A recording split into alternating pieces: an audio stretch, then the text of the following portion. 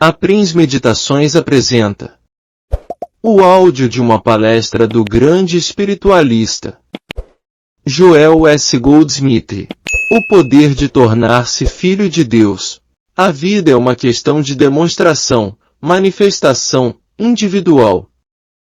Centenas de pessoas podem estar expostas à mesma verdade, mas apenas algumas se beneficiarão com isso. As palavras que cada pessoa lê podem ser as mesmas, e a consciência envolta nessas palavras é a mesma, mas a diferença reside na receptividade individual e capacidade de resposta individual à palavra espiritual. O benefício derivado para cada pessoa resulta em virtude de algum grau de receptividade ativa dentro dela. Aqueles de vocês que tiveram alguma experiência no trabalho de cura devem perceber isso. Se 10 pacientes entram em sua órbita em um único dia e você dá o mesmo grau de integridade para cada um, o mesmo entendimento, consciência e fidelidade no tratamento, um deles pode receber uma cura instantânea. 3. Cura muito rápida, outros 3. Longos períodos para uma cura lenta, e outros ainda, nenhuma cura. Por que é assim? Em todos os casos, o tratamento foi igualmente qualificado e fiel. Então qual é a diferença? A diferença está no grau de receptividade espiritual da consciência da pessoa que está buscando sua ajuda. Ela pode tê-lo em maior ou menor grau, ou talvez ela não tenha nenhuma receptividade espiritual. Isso não é motivo de crítica ou louvor, porque ninguém é responsável pelo seu grau de sua receptividade ou integridade espiritual. Isso é um assunto sobre o qual ela não tem controle. Algumas pessoas vieram para este mundo mais espiritualmente abençoados e mais espiritualmente receptivos do que outros, enquanto alguns vieram para este mundo mais materialisticamente inclinados, e eles, portanto, terão uma maior luta para desenvolver a necessária receptividade espiritual e capacidade de resposta. Será que Deus gosta mais de alguns filhos do que outros? Ou devemos considerar progressos através das encarnações, ainda que não despertos? Ou ainda considerarmos diferentes estados de consciência, gerados pela receptividade e responsabilidade de cada um? O que justifica essa diferença? Quando um praticante começa a trabalhar com um paciente ou estudante, não é possível saber se ele terá uma cura instantânea ou lenta, porque o praticante não conhece os fatores envolvidos. Ele não sabe o que há na consciência do paciente que possa estar bloqueando a mensagem ou impedindo a atividade espiritual de acontecer. Alguns pacientes estão tão empenhados em ficar bem se estiveram doentes, ou na obtenção de abundância e segurança se sofreram de privação, que muitas vezes é difícil para eles centrar sua atenção no fator mais importante, que é a consciência de Deus. Ao buscar a realização consciente da presença de Deus, todas as coisas são acrescentadas: paz, harmonia, alegria, saúde e prosperidade, mas são coisas adicionadas somente depois de algum grau da realização de Deus ter sido alcançado. É responsabilidade do praticante ou professor afastar o padrão do aluno de querer obter, alcançar e ajudar pessoas e coisas, segurança, paz e alegria, voltando sua atenção para a busca do reino de Deus, para que ele possa experimentar a alegria de sentir a presença de Deus dentro dele. Todo erro é constituído pela crença de que existe poder em certas formas ou efeitos. Por exemplo, se você acredita que a vida é dependente do coração, você está dando poder a uma forma, portanto, torna-se necessário saber especificamente que a vida não é dependente de órgãos e funções, pois a vida é Deus e é autossustentada por Ele. Assim, também, uma crença universal no poder dos germes, em alguns germes, um poder diabólico, mortal, e em outros germes, um poder bom, de cura. Essa crença é errônea, porque coloca o poder na forma, em um efeito chamado germe. E não há poder na forma ou efeito, todo o poder está no invisível. O erro não é o germe, nem o clima, O erro está na crença de que essas coisas têm poder. Não negue o clima, não negue infecções ou contágios, não negue horóscopos. Mas perceba que há apenas um poder, e que não há poder na forma ou no efeito. Aí sim você estará lidando com o erro. O erro é a crença de que existe um poder fora de Deus, fora do eu que você é. O erro está na crença de que o coração, os pulmões ou algum outro órgão do corpo pode fazer algo, ou ser algo, mas não pode fazer ou ser qualquer coisa, a não ser um instrumento para o eu. Contudo, se parece ser um instrumento para o bem ou para o mal, depende de até que ponto você está operando no plano espiritual ou humano. No momento em que você se entrega ao governo do eu que é Deus, cada órgão de seu corpo deixa de ser seu instrumento, porque ele é o instrumento de Deus. Não tem poder para viver ou morrer, não tem poder para dar ou reter, tem apenas o poder de ser um instrumento através do qual Deus trabalha. O ser humano pode ser bom ou mal, ele pode fazer o bem ou pode fazer o mal, ele pode estar doente ou saudável, e ele pode estar vivo ou morto. Isso tudo se ele estiver operando no ponto de vista de ser homem, isto é, de ser um efeito.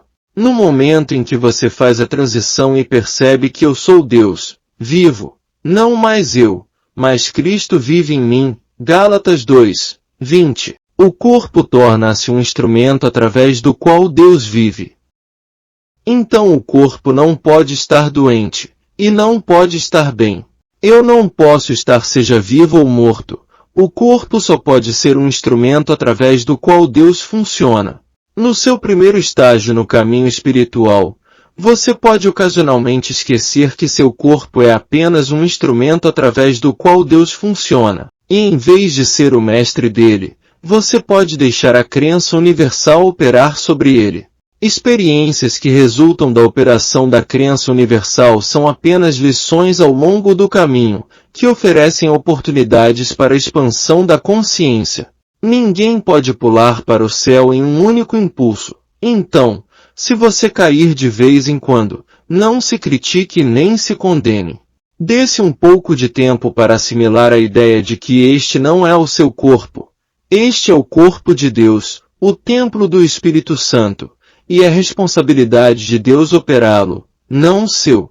O erro consiste em atribuir poder a qualquer pessoa, coisa, circunstância ou condição. Independentemente do tipo de problema que o paciente apresenta para você, ele geralmente assume a forma de algum poder dado a alguém ou algo assim. Você deve perceber que esse é o erro, que isso não é poder e nem causa, não tem efeito. Todo o poder e toda a glória e todo o domínio estão no eu que você é. É uma coisa fácil afirmar que Deus é tudo e que não há erro. Difícil é demonstrar. Torna-se mais simples.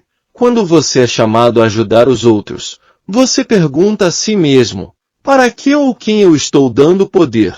Germes, infecção, hereditariedade, horóscopo, calendário, ou idade? Existe o erro, a crença em uma pessoa à parte de Deus, uma presença e um poder além de Deus, e a crença de que existe um Deus além do eu que você é. Todo mundo que experimenta qualquer discórdia está sendo afetado por uma crença universal, algum erro universal. Enquanto você estiver nesta carne, será necessário sempre levar sua consciência a lembrar a verdade de que o eu é Deus, não o homem, não o efeito, eu sou o Espírito, e eu trago em mim toda a presença, todo o poder, toda a lei, toda a causa e todo efeito. A partir disso, continue com a percepção de que o que quer que seja motivo de preocupação para você, isso é a crença em um poder externo ao seu próprio ser, poder no efeito, na forma, ou numa pessoa. O mestre teve que se defrontar com a crença em um poder externo a si mesmo quando ele esteve cara a cara com Pilatos. Então, ao enfrentar infecção, contágio, tentação, infelicidade, solidão, falta ou limitação, você deve saber que não há poder neles. O poder está no Deus que eu sou. Eu, o poder do eu sou dentro de você. Nenhuma afirmação de verdade é poder, a menos que seja proferida quando você estiver no Espírito. Vós, porém, não estáis na carne, mas no Espírito, se é que o Espírito de Deus habita em vós. Romanos 8, 9. Então você é filho de Deus, então você é o Cristo, o Salvador, então você é o Filho de Deus que tem poder para perdoar o pecado, curar as doenças e ressuscitar os mortos. Se você não está no Espírito, você é apenas um ser humano tentando assumir poderes que nunca teve, e nunca terá. É apenas o Filho de Deus em você que tem poder, não pelo homem ou por ordenação do homem, não por permissão do homem, não recebendo qualquer autoridade de um homem ou organização. Por nada disso pode um homem tornar-se um apóstolo. O que constitui a cristandade de um ser é uma ordenação interna de Deus, que é o Espírito de Deus no homem. Você e eu, como seres humanos, temos que elevar-nos ao nível da filiação divina, e só então podemos receber o poder para nos tornarmos filhos de Deus. Como seres humanos, somos construídos por teorias e crenças, falsa educação, falso conhecimento religioso e muita superstição. Por exemplo, há poucas pessoas em toda essa terra que não creem que Deus castiga ou Deus recompensa, e além disso, que Deus destrói todos os seus inimigos e discordâncias através de algum tipo de hocus-pocus ou abracadabra, e assim eles podem chegar ao lado direito de Deus. É difícil esvaziar as garrafas antigas e libertarmos-nos dos conceitos aos quais nos agarramos ao longo dos anos. Não é fácil desenvolver uma flexibilidade que permita quebrar as formas antigas, dando lugar ao vinho novo do Espírito. Toda vez que somos confrontados com alguma verdade espiritual absoluta, nós inconscientemente a rejeitamos. E então experimentamos as repercussões causadas pelo conflito interno configurado. Estamos continuamente olhando para trás e comparando essa nova verdade com o que até agora acreditamos. E isso está tão firmemente enraizado em nós que realmente vai para além da crença, para a convicção absoluta. De fato, sacrificaríamos quase qualquer coisa no mundo para não abrirmos mão de nossas queridas crenças. O capítulo Sabedorias do Caminho Infinito, do livro Caminho Infinito, de Joel S. Goldsmith, contém um pouco deste vinho novo que ajudará a varrer à parte os conceitos antigos. Cada uma dessas sabedorias veio através da revelação, a maioria delas com meu despertar no meio da noite, e ter que me levantar e escrever aquela sabedoria particular que se revelou. Tudo dito, elas compreendem apenas algumas páginas, e no entanto, o conteúdo dessas poucas páginas foi desenvolvido em 2 anos. O estudo dessas sabedorias pode levar o aluno a um novo e completo campo de consciência, assim como fez com alguns alunos que as receberam para estudo e meditação muito antes de serem divulgadas ao público como capítulo adicional do Caminho Infinito. Qual é a causa dessas diferenças? A resposta, como sempre, pode ser encontrada na palavra consciência. Em nossa humanidade, somos estados e estágios de consciência, e seja qual for a nossa experiência externa, é determinada pelo nosso estado de consciência. A palavra consciência, portanto, contém em si todo o segredo do indivíduo e da vida coletiva, o segredo da harmonia ou da discórdia. Nos nossos primeiros anos, temos pouco ou nenhum controle sobre o que é a nossa consciência, porque nossos pais dominam nossas vidas e, em certo sentido, estabelecem o padrão de nossa consciência, de modo que realmente somos a demonstração de seus estados de consciência. Eles nos impregnam com seus padrões, atitudes e preconceitos.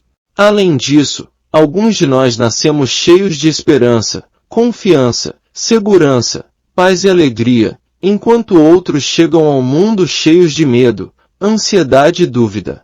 Provavelmente todos nós conhecemos crianças que eram realmente bonitas no nascimento e eram, durante seus primeiros anos, o próprio reflexo da consciência de sua mãe ou seu pai. Mais tarde na vida, quando vivem sob sua própria consciência, às vezes elas perdem essa beleza e qualquer charme que tiveram na infância, a menos que seu próprio estado de consciência evolua para um estado tão alto quanto o de seus pais.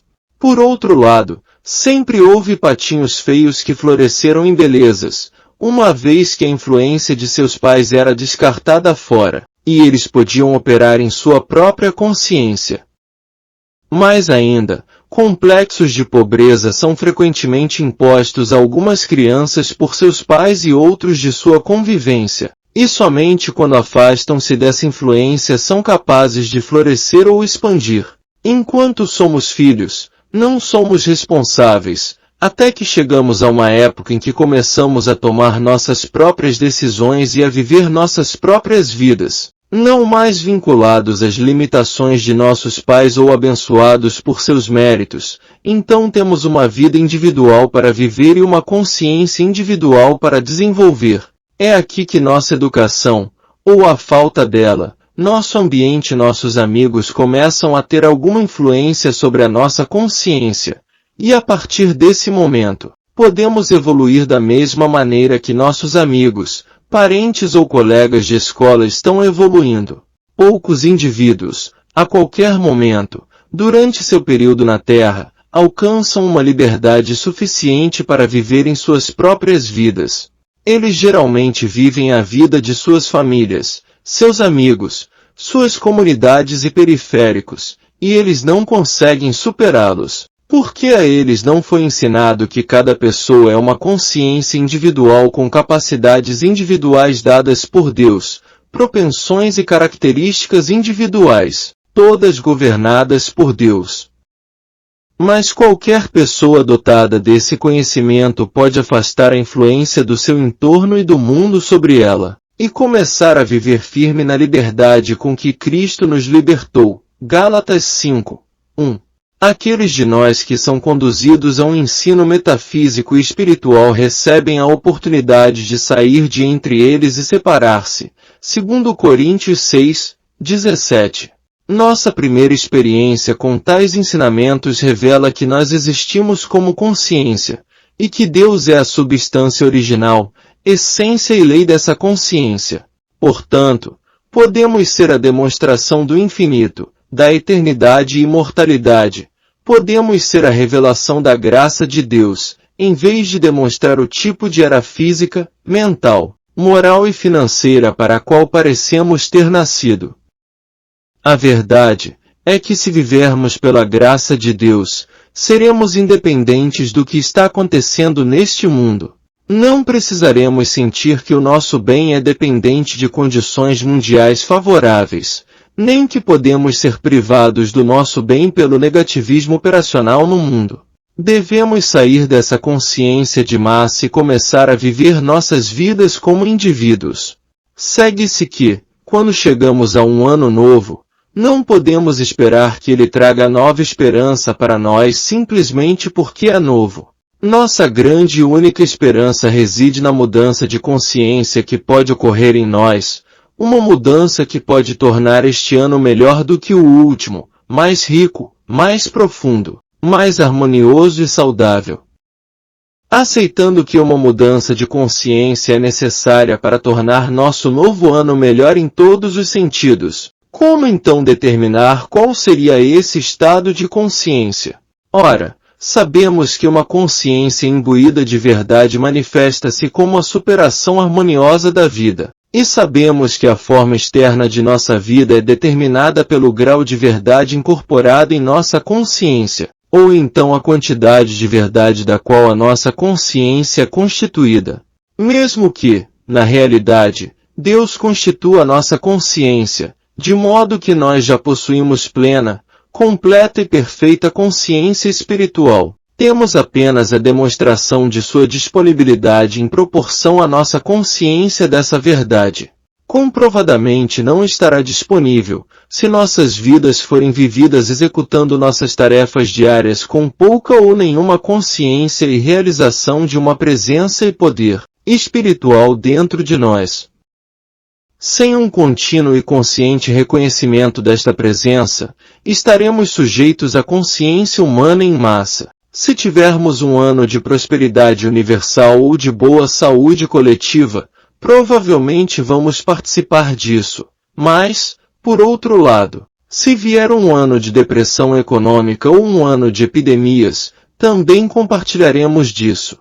A única maneira de se evitar ser parte dessa mente de massa que resulta no tipo de vida robótica que é vivida pela maioria dos seres humanos é começar e terminar nosso dia, e continuar ao longo do dia, orando sem cessar, reconhecendo que nós não estamos vivendo nossa própria vida, nem ninguém mais pode vivê-la para nós, mas que Deus é quem a está vivendo. Deus em mim é poderoso. Existe uma presença divina que vai adiante de mim para endireitar os caminhos tortos. Isaías 45, 2. Existe uma presença e poder espiritual dentro de mim, e essa é a lei da ressurreição para toda a minha experiência, para o meu trabalho e meu corpo, minha profissão e minha saúde. Existe uma influência espiritual dentro de mim, uma presença espiritual que restaura até os anos de colheita perdidos pelo gafanhoto. O contínuo reconhecimento da presença e do poder de Deus dentro do nosso próprio ser é o que nos separa das massas e nos permite viver uma vida governada por Deus, uma vida vivida sob a lei, a substância e a atividade de Deus, a presença e o poder de Deus. Mas só reconhecendo em todos os nossos caminhos, mantendo nossa mente a seu lado, só assim nos separamos da influência de massa, nos salvamos da experiência coletiva, e nos permitimos ser uma lei para nós mesmos. Por isso vos digo, não andeis cuidadosos quanto à vossa vida, pelo que haveis de comer ou pelo que haveis de beber, nem quanto ao vosso corpo, pelo que haveis de vestir. Vosso Pai Celestial bem sabe que necessitais de todas estas coisas. Mateus 6, 25, 32. Este é o princípio sobre o qual a manifestação de toda a nossa vida deve ser fundado. Nunca devemos tentar manifestar nada em nenhum momento, nem saúde, nem riqueza, suprimento, negócios, lar ou companheirismo. Se o fizermos, estaremos demonstrando finitude ou forma, pois toda e qualquer forma é destrutível e limitada. Em vez de se preocupar com o que devemos comer ou beber ou como devemos morar ou viver com companhia, devemos buscar primeiro a realização de Deus, a consciência da presença de Deus. Então, Deus aparecerá como forma infinita, seja suprimento, companheirismo, lar, transporte, livramento ou segurança. Deus é a salvação do meu semblante. Salmos 43, 5. Disse, pois, o Senhor é o meu rochedo, e minha fortaleza, e o meu libertador. Deus é o meu rochedo, nele confiarei, o meu escudo, e a força da minha salvação, o meu alto retiro, e o meu refúgio. Samuel 22, 2, 3. Por que, então, tentar demonstrar saúde ou segurança?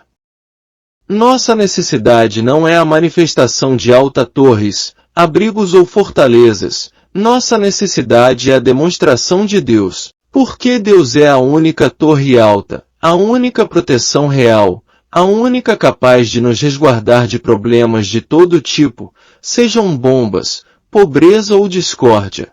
No caminho infinito, não tentamos demonstrar a paz, demonstramos a consciência sabedora da presença de Deus, e ao conquistar essa consciência, encontramos nossa paz, descanso, contentamento, abundância, nossa plenitude. Ora, o Senhor é o Espírito, e onde está o Espírito do Senhor, aí há liberdade. 2 Coríntios 3, 17. Isso significa liberdade no verdadeiro sentido da palavra, liberdade, justiça, igualdade, misericórdia, benevolência, abundância. Toda a base da demonstração no caminho infinito é o princípio importante sobre o qual todo o trabalho é fundado, é a demonstração da consciência da presença de Deus. Não há espaço para qualquer outra demonstração. Não conheço nenhuma forma de reduzir febres ou lesões. Não sei de modo algum conseguir emprego para desempregados. Eu não sei resolver desentendimentos em famílias, empresas ou comunidades. No entanto, o trabalho do caminho infinito resolveu disputas entre administrações e trabalho, trouxe harmonia entre as famílias e entre todos os tipos de seres humanos. E, no entanto, nenhum de nós deste trabalho saberia como realizar esses fins, exceto de uma forma. Quando somos chamados por ajuda, através de uma contemplação da verdade, o que podemos chamar de tratamento, conduzimos-nos a um lugar de quietude, em que a presença de Deus é percebida e realmente sentida. Deus se torna algo mais que uma palavra ou um conceito que possamos ter em mente. Deus se torna uma realidade, uma presença que pode ser sentida, conhecida e realizada.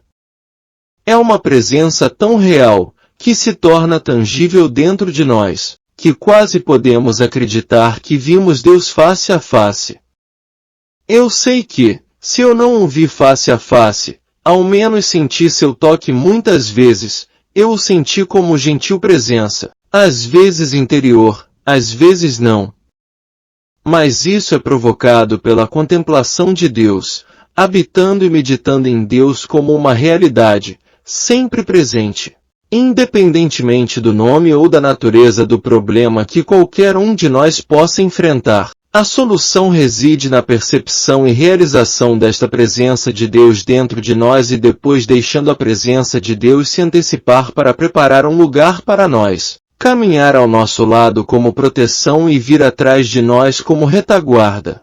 Deus não pode ser definido ou analisado, mas Deus pode ser percebido e sentido como uma presença invisível. Que ninguém cometa o erro de tentar entender o que Deus é. Deus está além de nossa compreensão, porque nossa compreensão é finita, e Deus é infinito. Estava certo o que disse Maimônides, o místico hebraico, dizer que Deus é tudo que pode ser conhecido sobre Deus. Para dizer que Deus é bom, ou Deus é poderoso, ou Deus está presente, ou Deus é amor, é dizer não mais do que Deus é. Esse é o único reconhecimento que é realmente necessário. Deus é, e com isso vem a realização. Sim, não só Deus é, mas Deus está mais perto do que respirar, mais perto do que mãos e pés. O lugar onde eu estou é sagrado. E eu ouço o Pai dizer, Filho, estás sempre comigo, e tudo que eu tenho é teu. Lucas 15:31. Sim, tudo que eu sou, você é também. Ainda sobre essa natureza infinita, toda essa quantidade, toda essa qualidade, podemos dizer ainda, que qualquer que seja o grau de realização que possamos alcançar, mesmo que seja apenas um grão, apenas um toque, mesmo assim a realização de Deus apresenta milagres em nossa experiência. O poder de Deus não pode ser usado.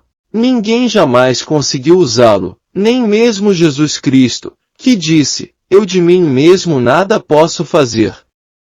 O Pai que habita em mim, Ele faz as obras. João 14:10. Mas Deus revela-se na quietude e na ausência de poder. E onde a presença de Deus se revela, existe harmonia e liberdade. Deus não cria e nem traz essa harmonia ou liberdade. Deus é isso. A presença de Deus é paz, saúde e segurança. A presença de Deus é comida, roupa. Deus não nos dá essas coisas. Deus é isso.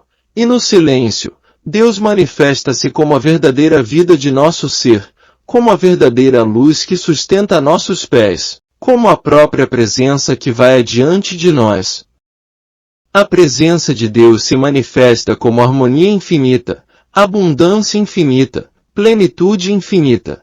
Deus pode realizar suas maravilhas através de nós somente no grau em que podemos estar quietos e silenciosos. Nenhum de nós pode usar Deus, mas Deus pode nos usar. Deus pode viver em nós, como nós e através de nós. É Deus a fazê-lo, não nós. É neste ponto que reside toda a diferença entre sucesso e fracasso no domínio espiritual. A pessoa que tenta usar o poder espiritual usa meramente o poder de sua própria mente, Porque ninguém pode usar o infinito que é Deus. Podemos ficar quietos, calmos e deixar que, se pudermos ser suficientemente serenos, Deus funcione como o nosso próprio ser. Deus aparecerá como a inteligência de nossa mente, como a habilidade de nossos dedos e como a voz de nossa garganta. Será Deus que nos usa, e não nós usando Deus. Você pode usar seus músculos, você pode usar seu corpo, você pode usar sua mente. Mas isso é o limite onde você tem que parar. Você não pode usar Deus, porque Deus é a essência de seu ser, e ainda que haja você separado do seu corpo, não há você separado de Deus. Além do corpo e além da mente há um você, mas você não está separado de Deus. Portanto, não há como você usar Deus. Só há Deus aparecendo como você, Deus operando e vivendo como você. Este é o significado da encarnação. Este é o significado da palavra do Mestre, o Pai que habita em mim, João 14, 10, e de Paulo eu vivo, não mais eu, mas Cristo vive em mim, Gálatas 2, 20. O Cristo é a sua vida, Deus é a sua vida, Deus é seu ser, Deus é o eu em você. Não há espaço na sua consciência para Deus e você, Deus vive como você, Deus é sua vida, Deus é sua mente, Deus é seu ser, e até mesmo seu corpo é o templo da vida de Deus. Com essa percepção virá a compreensão da unicidade, imortalidade, eternidade, infinitude e a convicção de que você está limitado apenas na medida de sua configuração como uma entidade separada de Deus. Ninguém jamais duvidará da imortalidade, uma vez que perceber que Deus constitui seu ser. Não tenho necessidade de poderes, porque o eu que eu sou constitui o todo e o único poder, que é o poder espiritual. Não há outros poderes além desse. Deus constitui meu ser e minha vida, e eu posso descansar nessa palavra. O Mestre nos disse, nem só de pão viverá o homem, mas de toda palavra que sai da boca de Deus. Mateus 4, 4. Na medida em que demonstramos a palavra de Deus, nós temos uma provisão infinita para viver.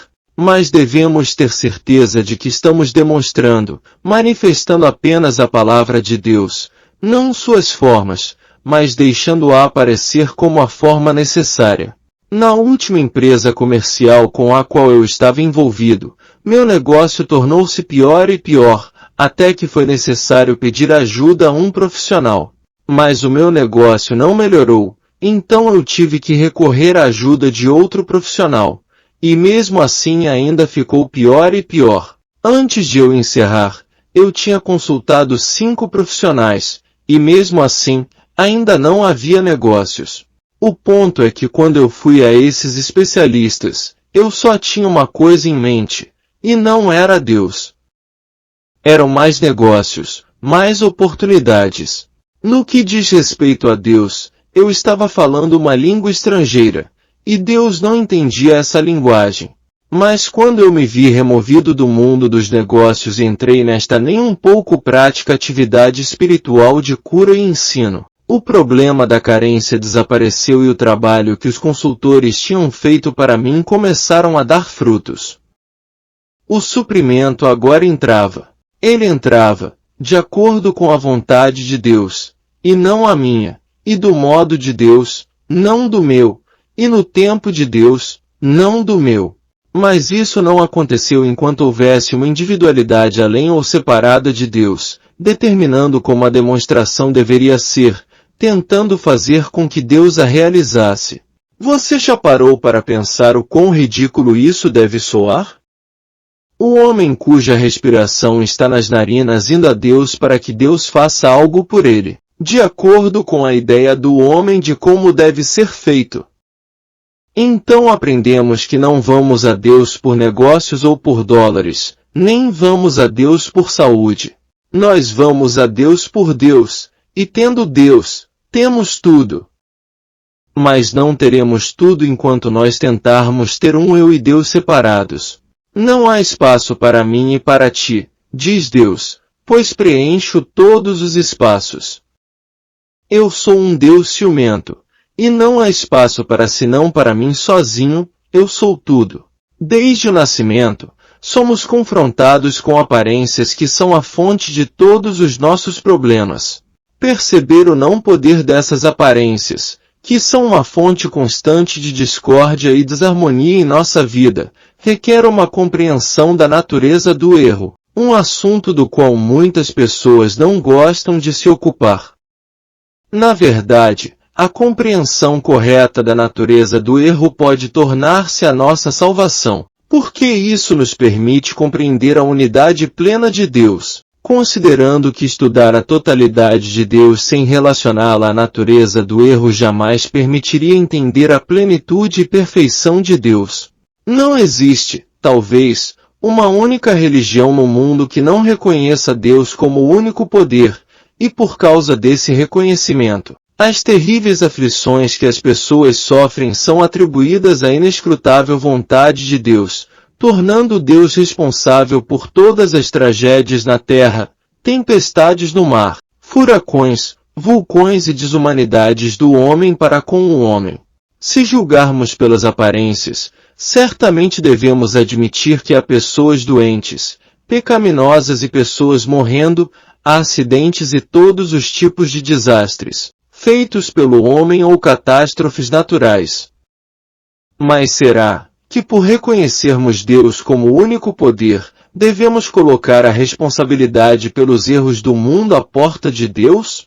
Sendo assim, não existe maneira de sair fora desse dilema, nem há como escapar, se continuarmos a julgar pelas aparências. Houve pessoas espiritualmente iluminadas na terra que perceberam que não existe morte, e algumas que viram mesmo que não há nascimento, e ainda outros que reconheceram que não há doença na terra, e nenhuma realidade em qualquer aparência negativa. A revelação que veio sob a árvore Bodhi para o Buda Gautama foi que toda aparência é ilusão, não é realidade, e não está ocorrendo no tempo ou no espaço. Está ocorrendo apenas em um conceito universal e imortal do universo. Essa foi a visão de Jesus ao olhar para Pilatos. Nenhum poder terias contra mim, se de cima não te fosse dado. João 19:11. Embora todas as aparências testemunhassem o fato de Pilatos ser o governante daquelas terras e ter todo o poder, Jesus também pôde ver a doença em suas formas mais severas e então dizer: levanta-te. Toma a tua cama e anda. João 5:8. Ele pôde olhar o pecado e rejeitá-lo. Nem eu te condeno. João 8:11. Não aceitando, mas reconhecendo que o pecado, enquanto pecado, não pode existir. Muito pouco desse princípio foi entendido nos anos que se seguiram a Jesus, embora naquela época houvesse alguns místicos profundos, homens que tinham alcançado uma união consciente com Deus. Mas mesmo na união consciente com Deus, eles não perceberam que fazer de Deus responsável pelos erros do mundo simplesmente intensificava a realidade desses erros. Com o advento da metafísica moderna, ficou claro que Deus é o único poder, e que essas aparências de discórdia não têm realidade. Nos primeiros anos, sempre que os problemas eram trazidos ao praticante da metafísica moderna, ele poderia sorrir e se afastar, sem reagir a eles, sem temê-los, e sem se proteger deles, apenas percebendo que fosse o que quer que fosse, aparecia como uma pessoa ou condição do mal que poderia ser imediatamente descartada como nada. Mas, assim como o ensino da natureza ilusória do erro foi perdido após a geração de Gautama Buda, também tudo foi perdido na metafísica atual. Aqueles que já não estavam próximos a Gautama aceitaram o ensino de que pecado, doença e morte eram ilusões, mas eles acreditavam que essas ilusões eram externalizadas como forma, e portanto, elas lhes pareciam como algo a ser destruído. Então hoje, a difteria, gripe ou qualquer outra doença é considerada por muitos metafísicos como uma ilusão, mas uma ilusão que deve ser removida.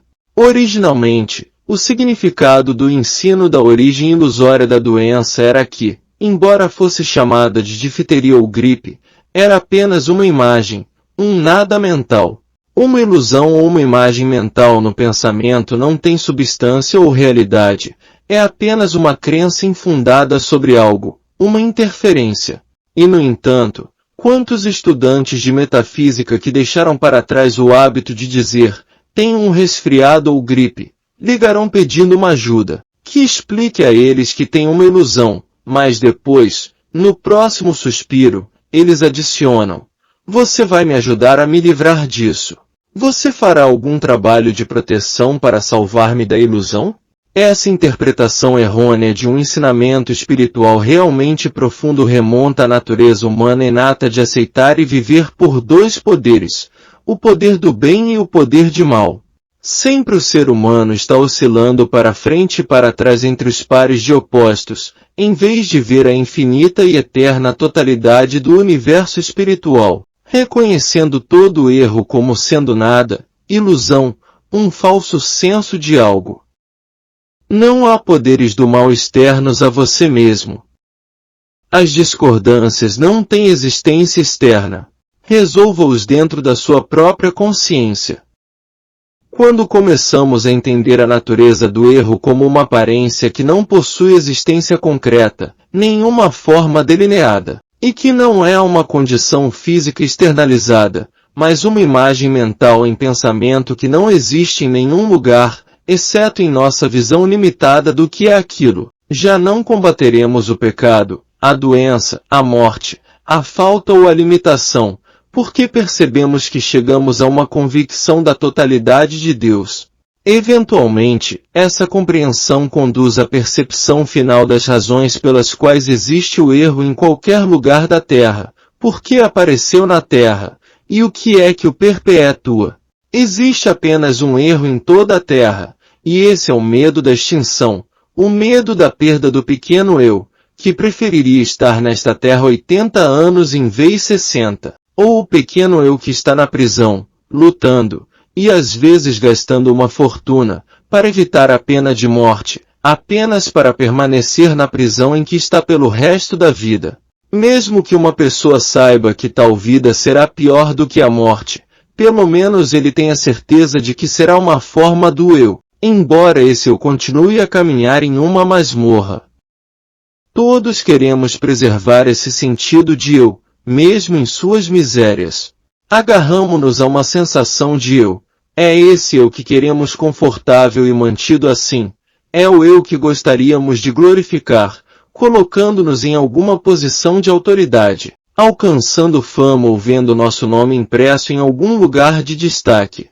Essa falsa sensação de eu vem como uma tentação para o neófito no caminho espiritual, mas é uma tentação ainda maior para aqueles que alcançaram alguma medida de sucesso no ministério espiritual. Então, o ego pode tentar exaltar-se a si mesmo, e até mesmo arrastar os incautos para muito longe do caminho, para se vangloriar de suas realizações espirituais, ou seja, ser tão antiético a ponto de divulgar confidências, falando sobre casos específicos de cura em que ele tenha sido instrumento. E muitas vezes, a pessoa dirá não fui eu, mas o Pai, mas serão palavras vazias. No fundo mantém-se a vaidade do eu ter realizado grandes coisas.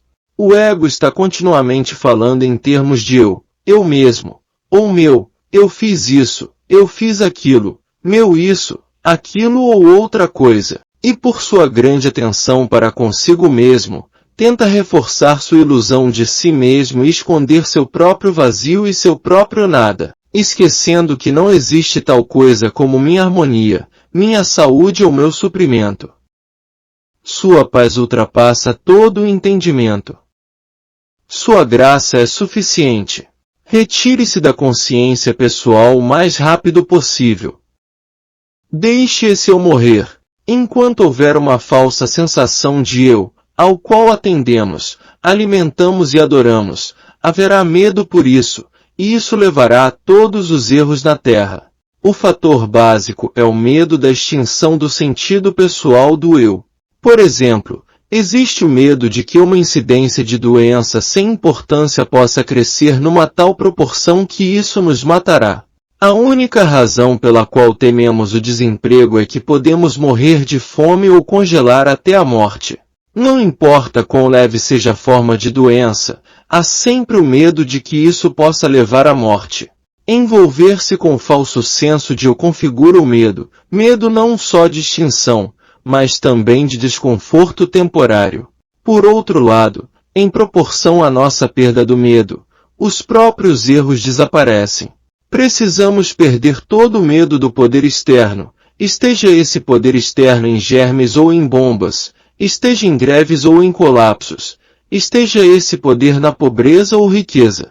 Nós devemos retirar o poder do medo. Se alguém lhe disser, você está nas garras do medo e precisa vencê-lo, você será atirado mais fundo no abismo do medo. Mas se alguém lhe disser, você está no domínio do medo, e isso é tolice, porque o medo não tem poder, medo não é uma coisa, medo não é uma condição. Então esse medo é retirado de você, removido da sua experiência. Se o medo é um medo de doença, medo da velhice, medo da infelicidade ou solidão, medo de um calendário e da passagem do tempo, medo da escassez, medo da guerra, medo de uma depressão, de uma mudança de administração, uma mudança na sua situação humana ou simplesmente medo do desconhecido, você mesmo deve finalmente perceber, sim, admito que tenho medo de mudança. Eu temo uma mudança nas minhas finanças, temo uma mudança na minha saúde, uma mudança na minha vida, temo a extinção do meu senso de vida, temo a morte do meu corpo. Mas apesar dos medos em meu íntimo, sei que o medo não é poder. O medo é removido, não declarando que Deus é tudo ou que Deus é amor, mas por uma percepção interior de que somente Deus é o único poder, e esse medo, seja individual ou coletivo, não é poder. Nunca diga a uma pessoa que tem medo para parar de temer, nunca diga a ela que não há nada a temer, porque se ele pudesse aceitar isso, não ficaria com medo. Em vez disso, silenciosamente, dentro de si mesmo, sorria e perceba a natureza do medo como impotente, um nada. Minorias temem maiorias, maiorias temem minorias, e no entanto, na verdade não há base para esse medo, porque minorias e maiorias podem aprender a viver juntas, em cooperação. Não adianta, contudo, dizer isso a quem tem medo de estar em menor número e cuja confiança está nos números. Sempre uma minoria temia ser governada pela maioria, e a maioria, por sua vez, não se sentiu à vontade ao lado de sua minoria. As minorias foram escravizadas porque as maiorias tinham medo de que elas se tornassem livres. Desde o início dos tempos, este mundo foi governado pelo medo. O medo governou as emoções dos homens, e enquanto o medo for reconhecido como um poder, isso continuará, mas não precisa continuar. Você e eu podemos mudar isso. O estudante da sabedoria espiritual pode começar por pequenas coisas, seja em sua casa ou entre aqueles que venham a ele por ajuda. De alguma forma, os medos do jovem estudante devem ser enfrentados, antes que ele esteja pronto para buscar a Deus ou faça o esforço necessário para viver a vida espiritual. Quando uma pessoa precisa de ajuda, ela precisa de ajuda porque tem medo. Se ele não estivesse com medo, ele não pediria ajuda. Pode não ser um medo consciente, mas é medo, no entanto. O medo não pessoal, o medo é uma reivindicação universal. Agora, neste minuto, entenda que o medo, em si e por si, não é um poder. Retire o poder do medo, e a realização da sua unidade com Deus, pela qual a verdade do não poder do medo é reconhecida, provará ser soberana. A maioria das pessoas que estuda metafísica o faz por causa do medo. Elas temem doenças, escassez, uma mudança, ou elas temem a solidão. Dizer isso a elas provavelmente não as ajudará, mas você as ajudará sabendo que o medo que as governa não é um poder, segundo a verdade. O medo, por si mesmo, não passa de uma imposição universal. Perceba que nem o medo individual e nem o medo coletivo são um poder. Eu sou o poder. O poder está dentro de mim, dentro da minha consciência e da sua. O reino de Deus está dentro de mim. Quando você deixa de dar poder ao medo, todo o poder dele desaparece, e você liberta a si mesmo ou ao seu paciente. Seu paciente lhe dirá que se sente feliz ou em paz, mas o que ele não faz é perceber que o medo foi tirado dele, ou seja, o poder que o medo tinha sobre ele. A saúde não remove o medo, porque o medo de ficar doente ou velho, ou o medo de morrer ou sofrer um acidente ainda permanece.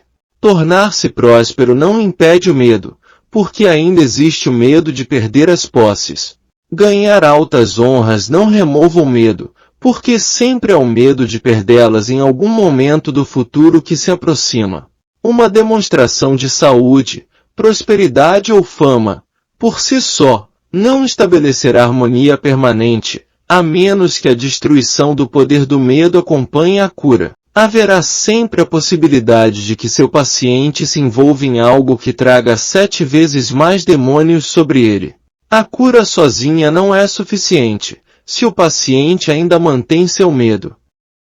Esse é um dos mistérios deste trabalho. Muitos estudantes desfrutam apenas de intervalos de saúde entre as doenças. Isso não é saúde. Isso não é harmonia. Nosso trabalho de cura é uma evidência do que a vida espiritual pode trazer. Nosso trabalho não é meramente curar pessoas doentes e deixá-las bem, para que possam sair e adoecer novamente, ou entrar em mais dissipação. Nosso trabalho de instrução, livros e gravações oferecem oportunidades para a iluminação espiritual, e qualquer luz que venha a você virá dos seus anos de devoção à literatura espiritual, e da devoção à oração e meditação. Quando você está envolvido no trabalho de cura, é necessário não apenas curar os doentes, mas também ter a certeza de que seu aluno ou paciente está estudando para aprender o verdadeiro significado desse trabalho. O jovem estudante ainda não desenvolveu a consciência espiritual necessária para curar a si mesmo, então ele procura alguém que dedique sua vida a Deus, ao desenvolvimento espiritual, ao Cristo, e por causa de seu contato com essa consciência iluminada, ele é beneficiado. Mas esse jovem estudante, por sua vez, deve fazer o mesmo. Somos todos designados a ajudarmos uns aos outros ao longo do caminho, mas ao menos façamos algum esforço para alcançar a iluminação espiritual. Nossas obras de cura são os sinais se seguindo. Os sinais seguindo o quê? A consciência espiritual, o desenvolvimento e o cultivo da consciência espiritual. O objetivo de nosso trabalho é a união consciente com Deus. O objetivo do nosso trabalho é a capacidade de vivermos, movermos-nos e termos nosso ser na consciência de Deus. As curas são os sinais que se seguem. Eles serão adicionados a você, se é que você primeiro procura o reino de Deus e sua justiça, pois nenhum sinal será dado de antemão. Que fique muito claro que não estamos lidando com o medo de nada ou de ninguém. Nossa preocupação é apenas com a palavra medo em si.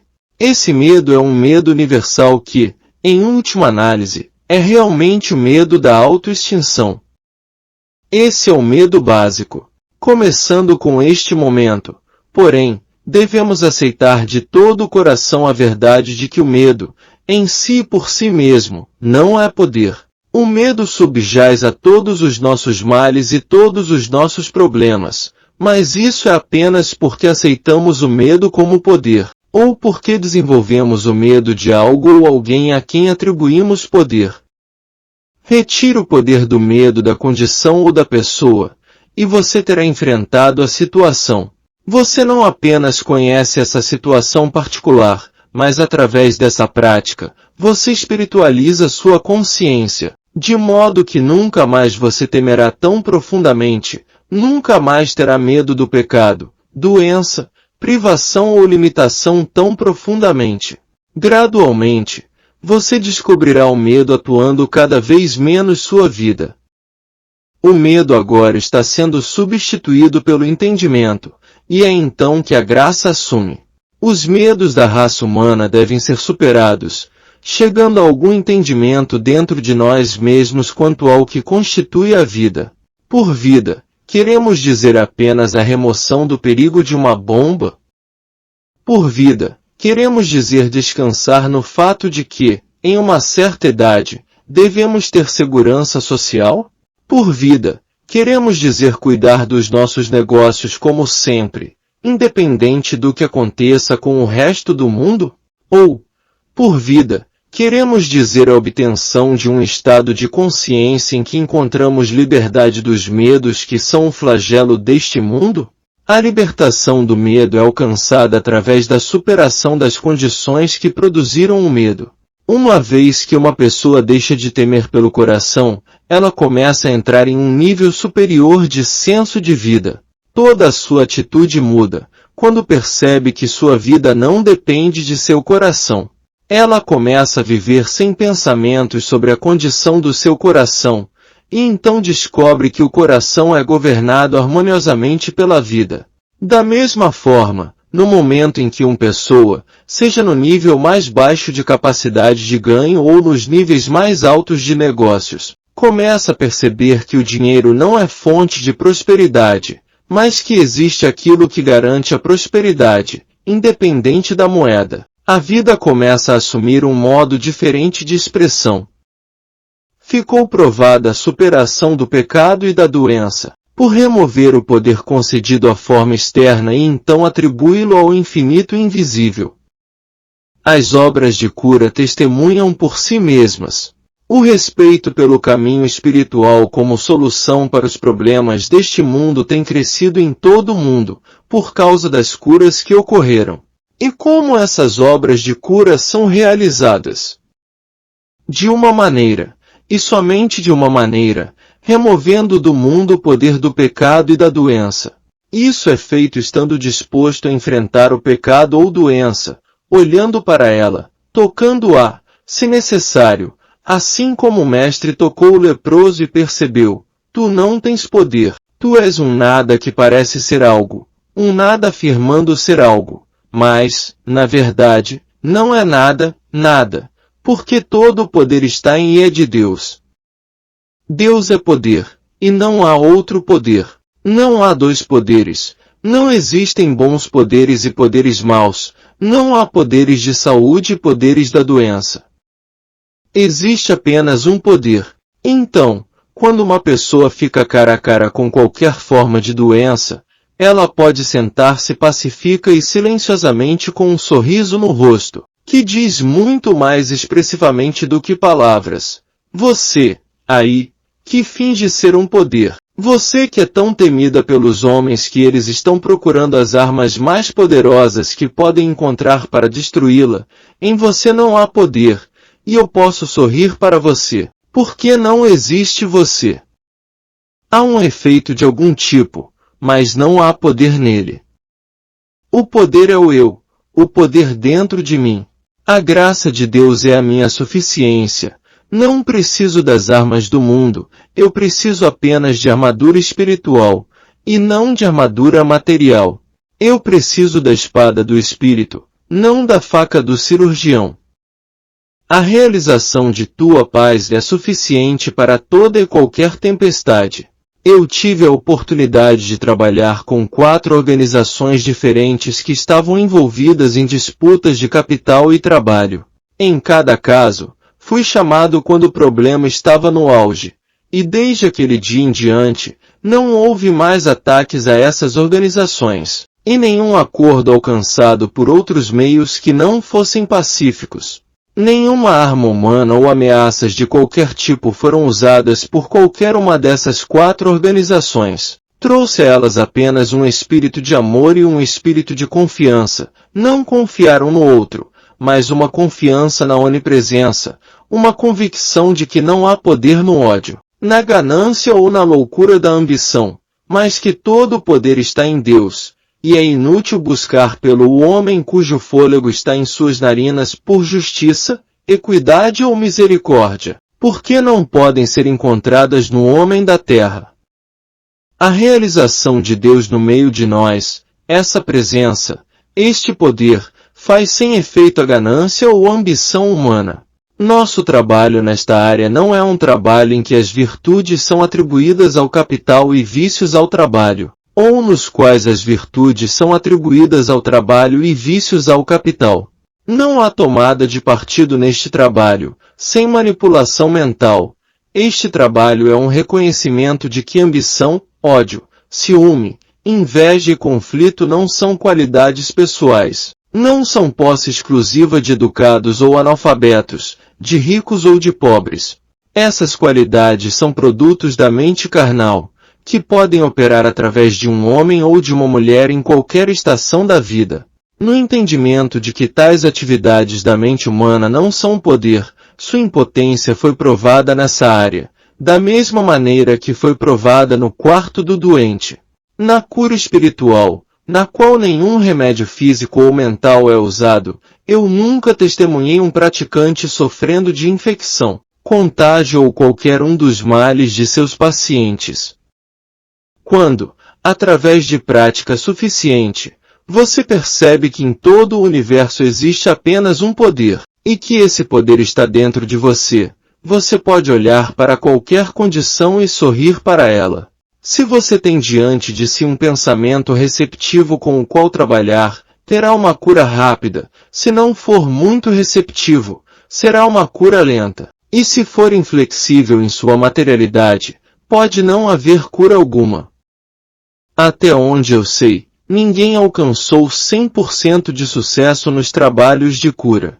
O mestre deu a razão disso em sua parábola do semeador. Existe o solo fértil, e daí provém uma rica fruta. Há um solo árido e alguns benefícios temporários crescem nele. E finalmente, há o solo rochoso em que nada cresce. O que somos em um determinado momento é o resultado do que temos sido.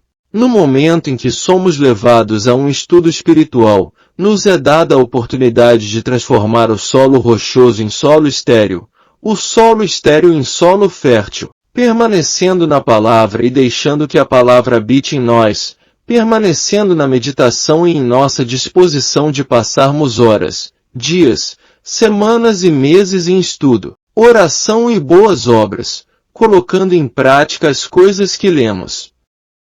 Muitos metafísicos leem livros da verdade e esperam que somente a leitura fará a sua demonstração.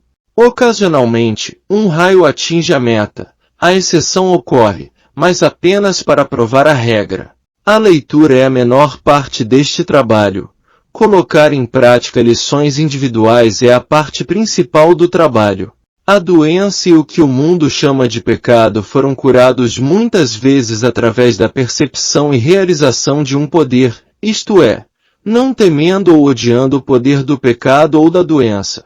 A mesma realização de um poder muitas vezes trouxe harmonia às relações de capital e trabalho e levou a mudanças nas relações humanas. Em qualquer que seja a natureza do medo ou do ódio, não há poder, quando trazemos ao mundo nosso senso de amor espiritual. Isso não é negar que haja ódio no mundo. Não negamos que exista medo. Nós não negamos qualquer uma dessas coisas, mas reconhecemos que elas não têm poder de ser qualquer coisa, de causarem qualquer coisa, ou fazer qualquer coisa, desde que a percepção e a realização de um poder seja alcançada.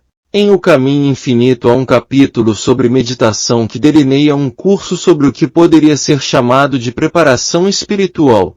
A primeira parte dessa preparação é a prática de despertar pela manhã na compreensão consciente de sua unidade com Deus.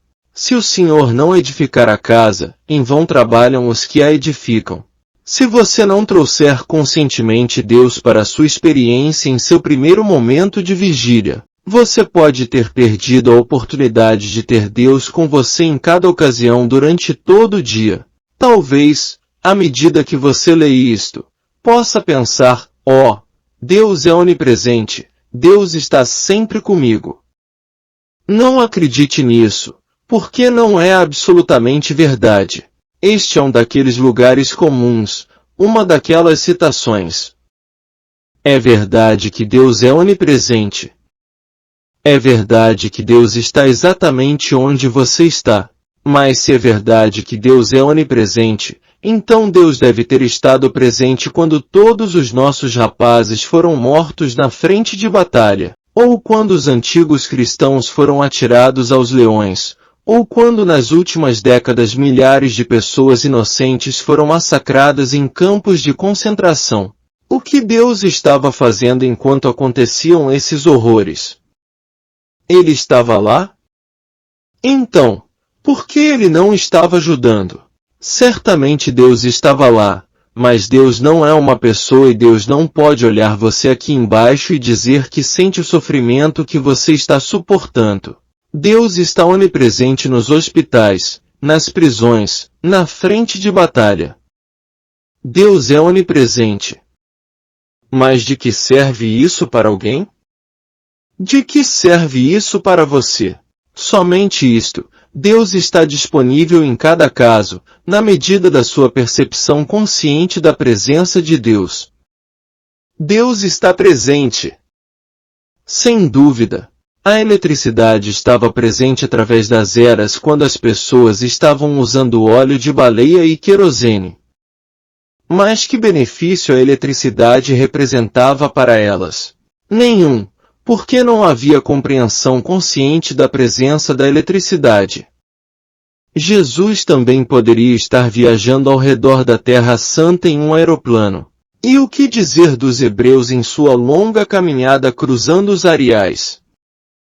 Hoje isso leva 40 minutos. As leis da aerodinâmica estavam presentes e a seu dispor, mas não havia percepção consciente delas. Embora essas leis pudessem ter sido implementadas se houvesse qualquer conhecimento de sua existência. A eletricidade está presente hoje como sempre esteve, mas agora, por causa de uma percepção consciente de suas leis, ela nos dá luz, calor e força.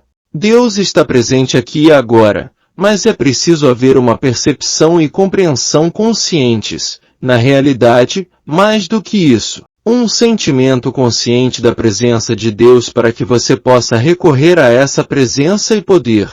Conversa lisonjeira, citações e lugares como os metafísicos não devem ser confundidos com essa percepção e compreensão conscientes, através das quais Deus se torna uma realidade vivente para você. Concordar com os iuares como os metafísicos é tão inútil quanto seria para alguém que, vivendo nos tempos antigos, dissesse, você sabe, a eletricidade está disponível. Sim, é claro que estava, se soubessem como fazer uso dela. Essa conversa a respeito de Deus tem acontecido há milhares de anos. E ainda há muitas pessoas religiosas nas igrejas que estão falando sobre Deus e mesmo assim estão passando por todas as vicissitudes da experiência humana. Não é a conversa, no entanto, mas a compreensão consciente da presença de Deus que é o segredo do viver espiritual. Qualquer pessoa que tenha tido o sentimento real ou a compreensão da presença de Deus já não está mais só no mundo, já não está mais resolvendo sozinha seus problemas, já não é mais dependente de qualquer espécie de auxílio humano. O divino está sempre lá. A presença que caminha à sua frente está sempre a seu lado e segue-a como uma retaguarda, mas, apesar de haver tal presença, é preciso haver uma compreensão consciente dela. A respeito do desenvolvimento desse estado de consciência, há certas práticas que constituem passos ao longo do caminho. A mais importante delas é treinar a fim de realizar um esforço consciente para compreender a presença de Deus ao despertar pela manhã. Se você não pode sentir imediatamente a presença de Deus, pode pelo menos aprender a reconhecer a onipresença, a onipotência e a consciência de Deus. Você pode, pelo menos, tentar compreender, assim como a onda é uma com o oceano, do mesmo modo eu sou um com Deus. Assim como o raio de sol é um com o sol, do mesmo modo eu sou um com Deus. Se você tomar um, 2 ou 3 minutos para fazer isto perceberá, ao sair da cama e colocar os pés no chão, que está com uma disposição mental bem diferente. Quando você aprender a não sair da cama enquanto não tiver estabelecido sua unidade consciente com Deus, seu dia começará bem. Quando acordo pela manhã, tenho o hábito de estabelecer essa compreensão consciente da presença de Deus. Considero essa parte mais importante do meu trabalho diário, porque depois que fiz isso não tenho muito a fazer durante o resto do dia, a não ser olhar sobre meus ombros e ver Deus trabalhando. A cada dia você deve seguir religiosamente as instruções dos capítulos Meditação e Prece em O Caminho Infinito. Por exemplo, quando você sai de casa de manhã, não passe pela porta sem compreender conscientemente que a presença foi à sua frente e que a presença permanece atrás de você para abençoar os que passam por aquele caminho. Não saia sem fazer isso conscientemente, porque seu esforço consciente determina a sua revelação. Da mesma maneira, quando você senta-se à mesa, não coma até que tenha pelo menos piscado seus olhos e dito silenciosamente, "Obrigado, Pai." Isto não é dito em qualquer sentido ortodoxo de ação de graças, mas em um sentido metafísico muito moderno de ação de graças. É um reconhecimento de Deus como a fonte do seu suprimento, um reconhecimento de que não foi o seu próprio esforço humano que lhe trouxe o alimento, e que por si só você nada pode fazer. O Pai dentro de você colocou esse alimento à sua frente. Não há maneira de saltar do ser humano para ser um ente espiritual, mas pouco a pouco precisamos começar a espiritualizar nosso pensamento até que nos encontremos no reino do céu. Precisamos aprender que, não importa o que estejamos fazendo durante o dia, é somente por causa da presença de Deus que o estamos fazendo. Jesus disse, "Não posso por mim mesmo fazer coisa alguma. O Pai que está em mim é quem faz as obras." E Paulo disse, "E vivo, não mais eu, mas Cristo vive em mim." Você precisa ver que cada pedacinho de bem que você faz ou vivência é o Cristo atuando dentro e através de você. É o Espírito de Deus ativando você. A atividade de cura é a atividade da consciência divina, a atividade do Cristo do seu próprio ser, que ocorre dentro de você. Um outro ponto fundamental neste ensinamento, que pode ser difícil de ser aprendido em sua plenitude, mas que é muito simples, uma vez que seu significado seja absorvido, é o ensinamento do poder único. O primeiro mandamento é a base sobre a qual estamos: "Não terás outros poderes senão a mim." Não existe outro poder senão Deus. Não há pecado a vencer, nem morte, nem falta, nem limitação, nem tentação. O poder único, a presença única, é Deus. A verdade não é usada para vencer o erro, o poder de Deus não é usado para vencer o mal, e quando a crença universal, sob a forma de pecado, doença, morte, carência e limitação, grita para nós, "Eu tenho poder para crucificar-te", respondemos como fez Jesus, "Nenhum poder terias contra mim, se não te houvesse sido dado do alto." Esse tratamento que Jesus deu a Pilatos foi uma declaração de verdade absoluta, e ele a demonstrou. Todo o poder de Pilatos de pregá-lo à cruz provou ser nada porque ele não podia tocar a vida de Jesus. E assim é conosco. Nós permanecemos no primeiro mandamento. Estude o capítulo, a lei, que trata dos 10 mandamentos, e veja como a luz do poder único é revelada claramente. Abandone a ideia de que a verdade dissipa o erro. O erro não é uma realidade e não tem de ser destruído. Meramente tem de ser reconhecido pelo nada que é. Deus, verdade, é o poder único. Nós não o usamos, nós somos ele. Aquilo que estou procurando, eu sou. Há muitos anos, no início de minha prática, recebi um chamado para ajudar uma mulher artrítica, cujo mestre, bem como muitos práticos tinham sido incapazes de fazer alguma coisa por ela. Em 3 semanas eu não havia feito mais progresso com o caso do que todos os demais, não havia melhora de espécie alguma. Seus práticos estavam convencidos de que o caso não podia ser resolvido porque a mulher tinha uma personalidade dominadora e acreditavam que ela não podia ser curada, salvo se mudasse de modo de pensar, ou pelo menos mudasse certas qualidades de seu pensamento. Assim fiquei sabendo que o caso teria de ser resolvido de outra maneira. Um dia, recebi dela um chamado telefônico dizendo-me que a dor era terrível e que alguma coisa precisava ser feita imediatamente. Entusiasmado, eu disse a mim mesmo, farei vigília a noite inteira e acabarei com isto.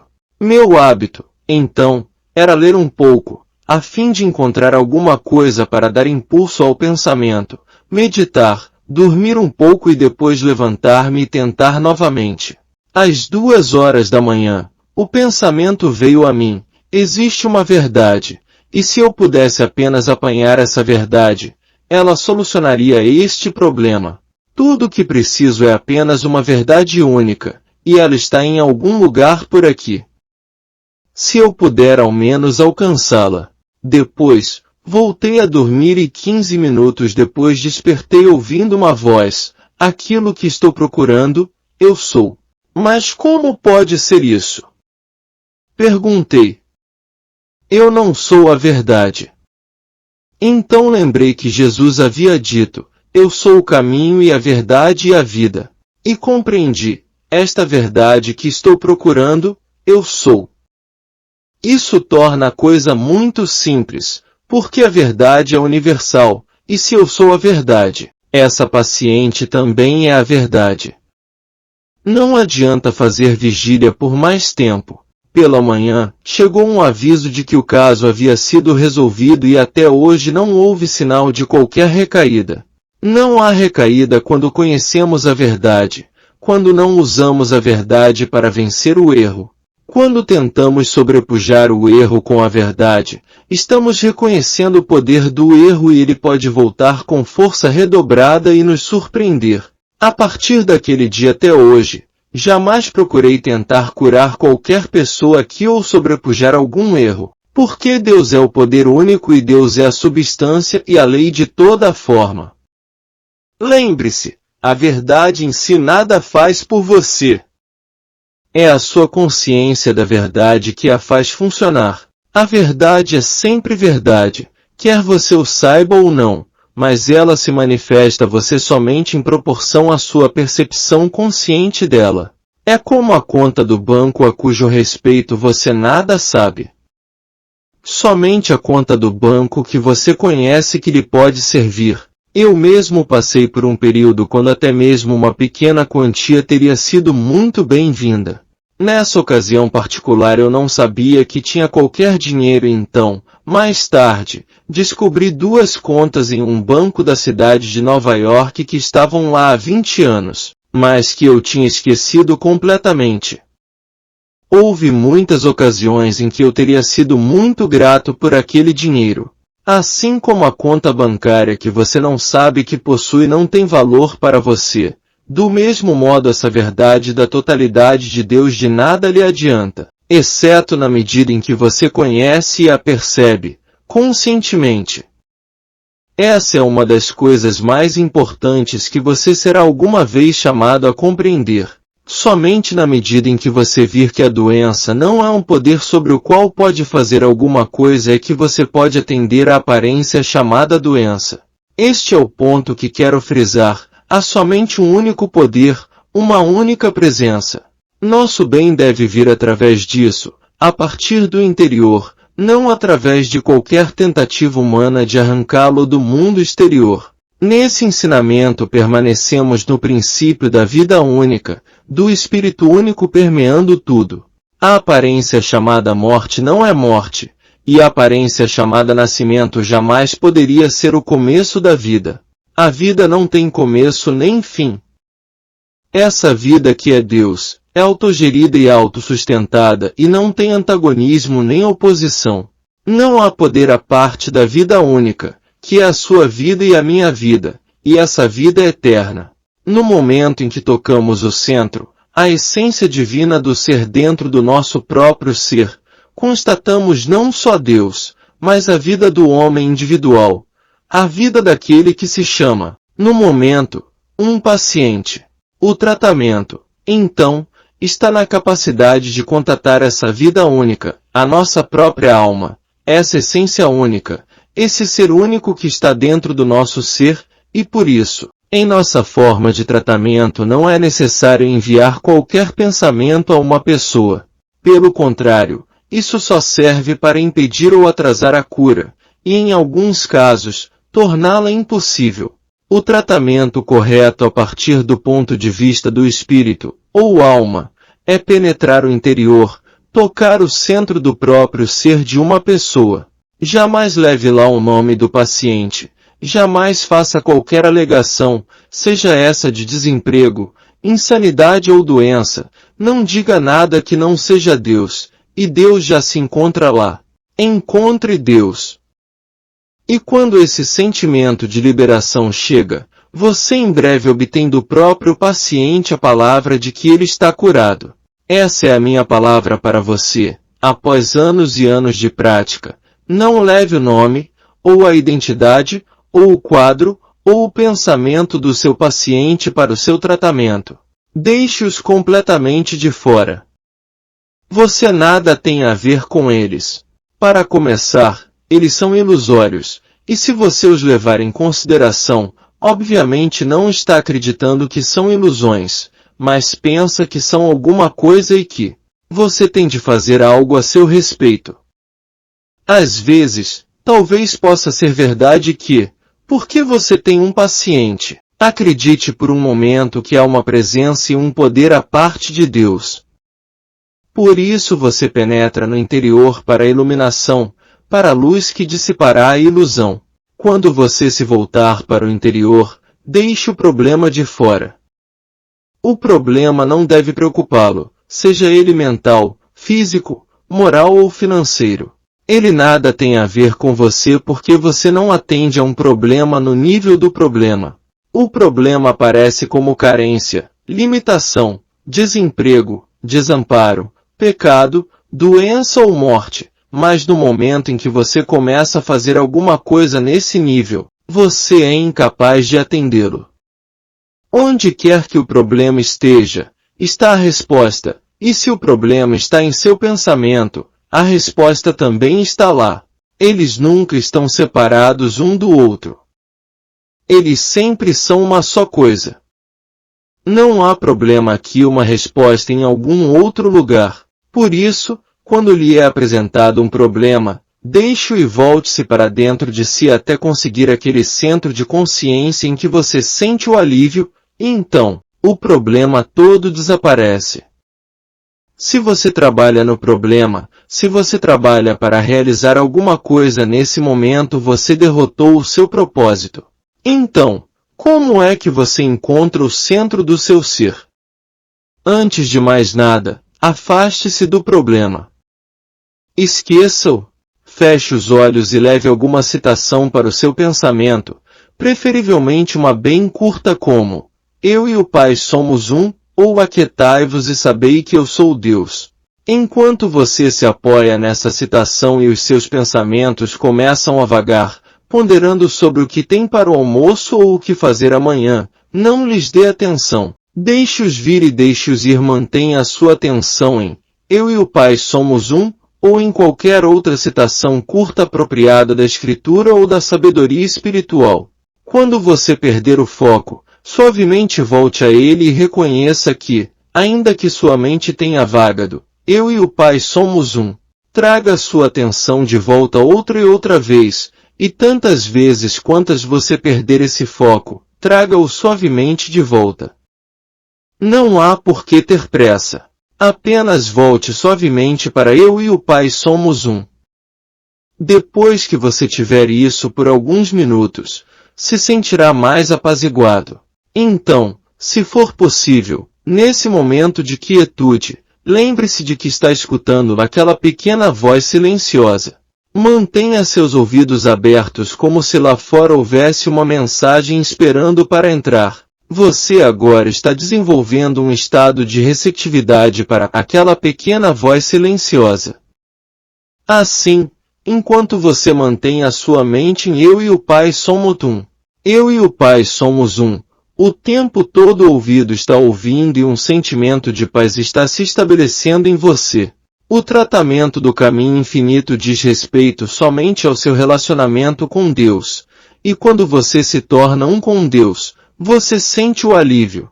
Quando esse alívio e essa sensação de paz chegam, o problema foi resolvido, seja o seu, seja o de outra pessoa. O seu paciente sentirá o alívio, porque foi levado para a sua consciência. E desde que Deus é a consciência do prático, Deus também é a consciência do paciente. Não há transferência de pensamento do prático para o paciente, não há necessidade disso. Jamais seja culpado de uma tentativa de dar um tratamento a um paciente. Não cometa o engano de pensar que um paciente vai a um prático que vai a Deus, e que Deus, então, por seu turno, vai ao paciente a fim de produzir o alívio, ou que o paciente vai ao prático e que este envia alguma coisa ao paciente. Nada disso acontece. Deus, o prático e o paciente são realmente uma coisa só. Não há três e não há dois, há somente um. Quanto mais claramente você reconhece que eu sou é Deus, e que eu sou é a vida, a alma e o espírito de cada indivíduo, logo compreenderá que não está lidando com pessoas, mas com Deus, infinita e individualmente expresso como pessoas, mas ainda Deus, somente Deus. Deus é tudo. Deus constitui o ser e o corpo individuais. Mas surge a questão, o que é Deus? Um de nossos maiores problemas é encontrar uma resposta satisfatória para essa pergunta.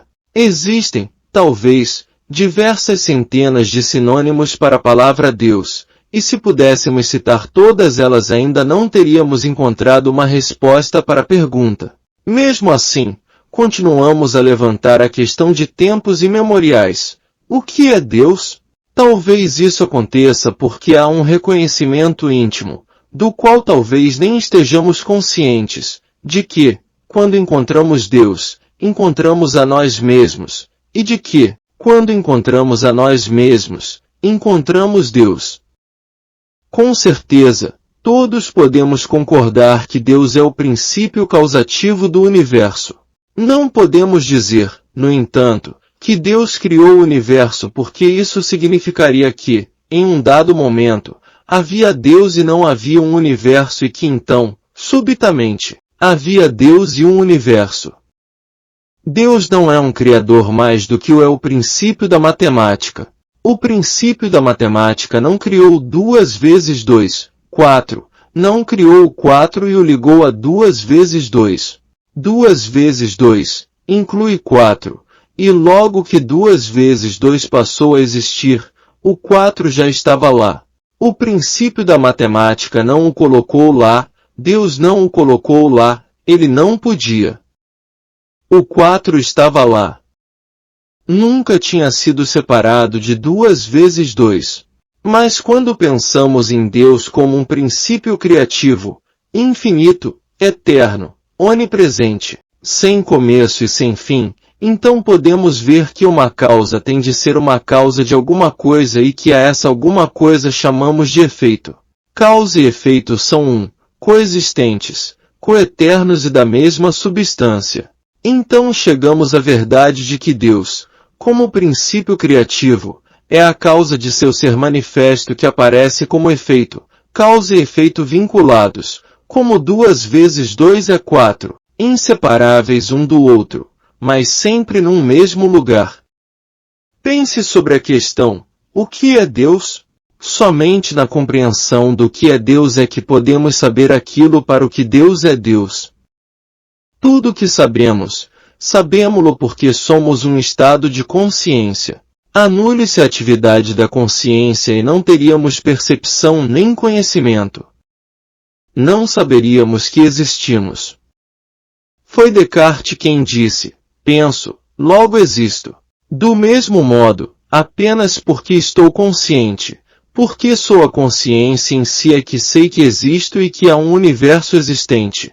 Se pudermos de algum modo nos entender e entender Deus como consciência, poderemos entender este universo, incluindo nosso corpo, como uma formação da consciência, incorpórea, espiritual, eterna, coexistente, autogerida e autossustentada, de fato. Autogerida e autossustentada da mesma maneira pela qual 2 vezes 2 é 4 se mantém pela eternidade. Quando podemos ver que a consciência é a realidade de nosso ser, que ela é o princípio causativo, então podemos ver formas dessa consciência, ou ela se torna evidente para nós como uma variedade infinita de formas, e portanto, tão eterna como nós. À medida que compreendemos que nossa consciência é o princípio causativo de nosso universo, então saberemos que, não importa o que façamos, a consciência universal está sempre produzindo e reproduzindo. Não importa o que façamos com o mundo dos efeitos, a consciência, que é o seu princípio causativo, substância e lei, está sempre produzindo e reproduzindo. Ela não está criando. Está apenas se desenrolando, como um rolo de filme cinematográfico, desenrolando o quadro todo. O quadro já está lá no rolo e está apenas se desenrolando diante de nossa vista. A consciência está sempre se desenrolando e se revelando para nós sob forma infinita, de maneira infinita e em variedade infinita. Nunca deveria haver lamentos sobre nossas vidas passadas, sobre o que perdemos no passado. O passado nada tem a ver com o presente. Não dependemos do maná de ontem, não dependemos de coisa alguma ou de alguém. Não faz diferença o que aconteceu ou o que acontece com a nossa sorte ou com os nossos bens. É hoje que a nossa consciência está nos revelando sua nova criação, revelando a cada dia suas novas formações. Hoje a nossa consciência está se desenrolando e se revelando de novas maneiras, de novas formas, sempre crescendo abundantemente. À medida que penetramos nas revelações mais elevadas do Mestre, veremos que não é necessário expressar pensamentos, usar o poder mental ou físico. Aprendemos que há dentro de nós uma presença divina, um poder infinito, que faz muito mais por nós do que nós mesmos e que opera mais efetivamente em silêncio. Quando um prático pode chegar em sua própria consciência, a um lugar de silêncio absoluto, a um lugar onde ele é completamente um ouvido que escuta nesse instante, que não precisa durar mais que um piscar de olhos, o que quer que alguma vez esteve errado na Terra pode ser curado. O silêncio, o pensamento não manifestado, o verdadeiro poder, essa tremenda energia, está nessa coisa que chamamos o Cristo. Nós vemos o seu efeito, mas nunca ele em si. Ninguém pode jamais ver, ouvir, provar, tocar ou cheirar esse Cristo infinito, mas nós vemos os seus efeitos. Aqueles dentre vocês que são jardineiros sabem que, quando plantam uma semente no solo, não podem ver o poder que atua através dessa semente. Vocês podem ver um efeito, podem ver a semente abrir-se, podem até ver a parte interna da semente pouco a pouco formar raiz e podem ver alguma coisa surgir do chão, mas nunca veem o poder invisível que produz essas mudanças. Isso nunca foi visto. Tudo que vocês veem é um efeito. O próprio poder que atua no silêncio da semente é o poder que opera no silêncio de nossa consciência. E quando atingimos esse grau de silêncio, atingimos a iluminação. À medida que aprendemos a depender do invisível infinito, constatamos que estão acontecendo coisas em nossa existência que não havíamos planejado, coisas bonitas, harmoniosas e saudáveis. E quando nos conscientizamos dessas experiências, instintivamente nós as reconhecemos como o resultado desse poder, desse invisível infinito que chamamos o Cristo, a presença de Deus. Sabemos que aquilo está operando em nós, através de nós e por nós, embora de início seja difícil confiar plenamente nisso. É como aquela primeira vez quando tentamos realizar uma cura sem confiar em um pensamento certo ou em um pensamento bom. Esse primeiro momento, quando esperamos ver alguma coisa acontecer sem nos preocuparmos, é semelhante a cair no espaço sem nada para nos sustentar, porque não existe um pensamento a que possamos nos agarrar. Mas nesse momento vem a primeira prova palpável de que lá embaixo estão os braços eternos. Quando você já não confia mais em uma pessoa ou em um pensamento, subitamente você começa a sentir alguma coisa tão palpável como os braços eternos. Fico imaginando se você sabe que os braços eternos são uma realidade, que isso existe realmente, e que embora não possa ser visto nem ouvido, pode ser sentido em sua invisibilidade. Em linguagem bíblica, suponho que uma confiança completa no infinito invisível seja chamada de fé, mas na maioria dos casos a fé muitas vezes é uma confiança em algo que uma pessoa ainda não sabe que existe. O que estou descrevendo não é esse tipo de coisa. É mais parecido com o que você sentiria se estivesse na água com nadadeiras e então dissesse, eu tenho fé. Você tem fé porque na realidade sente aquelas nadadeiras e o efeito que produzem. Essa fé, este entendimento, essa confiança, só acontece quando você sente esses braços eternos. Não é nada que você aceita antes de tê-la sentido. É somente uma fé de que isso poderia ser, ou deveria ser, ou tinha que ser, ou talvez seja na realidade. O que quero dizer é que uma vez que você tenha tido a primeira experiência de ficar sem a ajuda de uma pessoa ou de um pensamento, e você sentiu alguma coisa apanhá-lo, a partir de então, cada vez mais você se apoia nesse infinito invisível. No infinito invisível existem laços entre nós. Há um laço entre Deus, a vida e o ser universais e sua expressão individual, que chamamos de homem e mulher individuais. À medida que nos conscientizamos dessa vida universal, começamos a encontrar os que fazem parte de nossa demonstração espiritual. Começamos a encontrar os que estão em nosso nível de consciência. Nós os encontramos, embora eles possam nunca ter ouvido a respeito da verdade sob qualquer forma, o que pode ser necessário à nossa demonstração do momento. Em outras palavras, há uma força invisível que atua no plano interior, atraindo para nós as pessoas e as experiências necessárias para o nosso esclarecimento.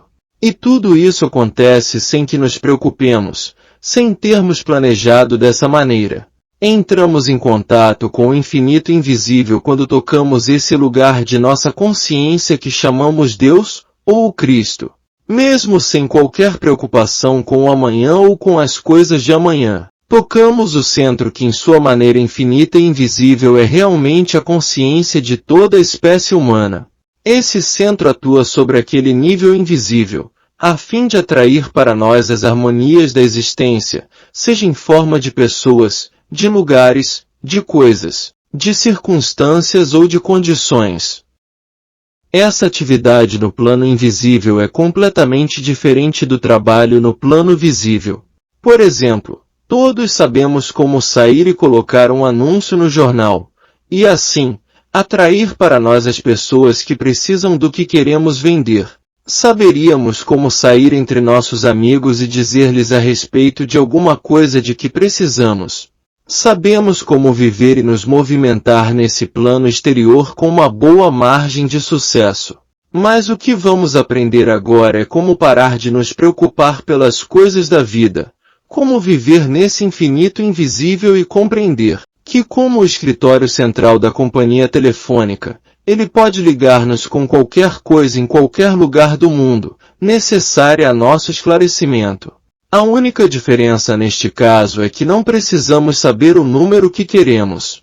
Tudo o que temos a fazer é estar em contato com Deus, o centro do nosso ser. Ele sabe, ele atrai e ele contacta, e de maneiras que parecem quase milagrosas.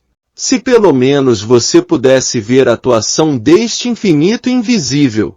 Algumas vezes ela pode ser vista na meditação, e se você persistir, chegará a ocasião em que verá todo o segredo da vida, tudo que está subjacente à natureza, todas as forças do universo. Fim do áudio de uma palestra do grande espiritualista Joel S. Goldsmith. O poder de tornar-se filho de Deus.